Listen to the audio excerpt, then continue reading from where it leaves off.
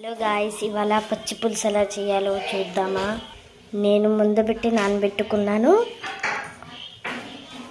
చింతపండు రసం, ఇంకా ఎండుమిరపకాయలు, ఇంకా ఉల్లిపాయలు 3 తీసుకోవాలా.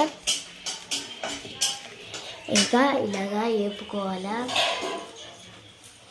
ఎర్రగొచ్చేటట్టు.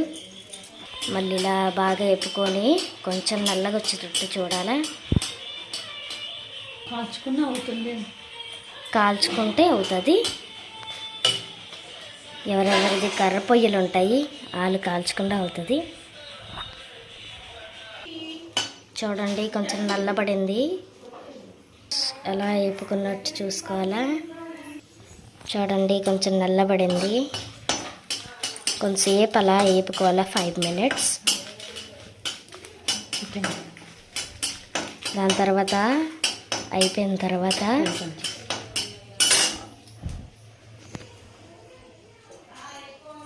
చూడండి ఇట్లా వచ్చింది.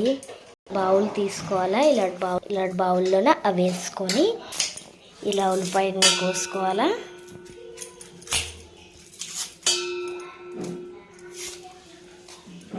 కోసుకొని పక్కన పెట్టుకుంటే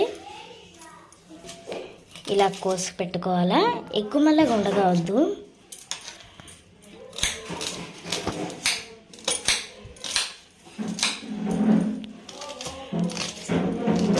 ఇలా కోసి పెట్టుకుంటే బాగుంటుంది.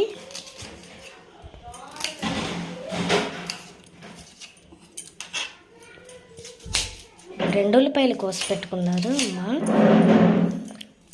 వాళ్ళు ఎక్కువ అయిపోతాయి అనేసి.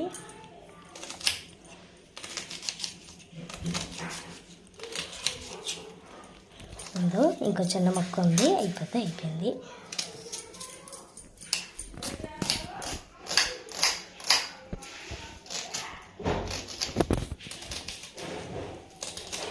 చూడండి ఇట్లా కోసుకు పెట్టుకోవాలి.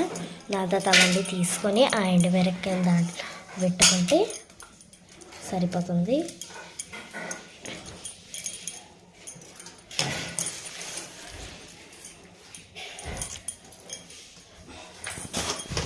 దాదాపు కొంచెం ఉప్పు, 1 స్పూన్ ఉప్పు. దాని తర్వాత అవన్నీ పట్టుకొని పిసికేయాలి. కొన్ని ఏం చేస్తారంటే పిసక్క గ్రైండ్ చేసేస్తారు. అవి పిసికేయాలా, బాగా పిసికేయాలి. చూడండి ఇట్లా పిసుక్కోవాలా.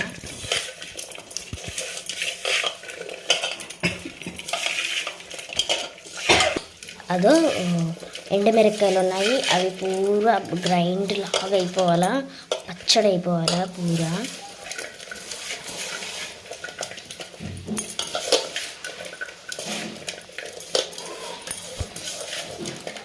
దాని తర్వాత ఇలా పిసుక్కోవాలా. పిసుక్కున్న తర్వాత ఆ ఎండుమిరపకాయలు మాత్రం పిసుక్కోవాలా, ఎందుకంటే అవి కొంచెం దీనిగా ఉంటాయి కదా.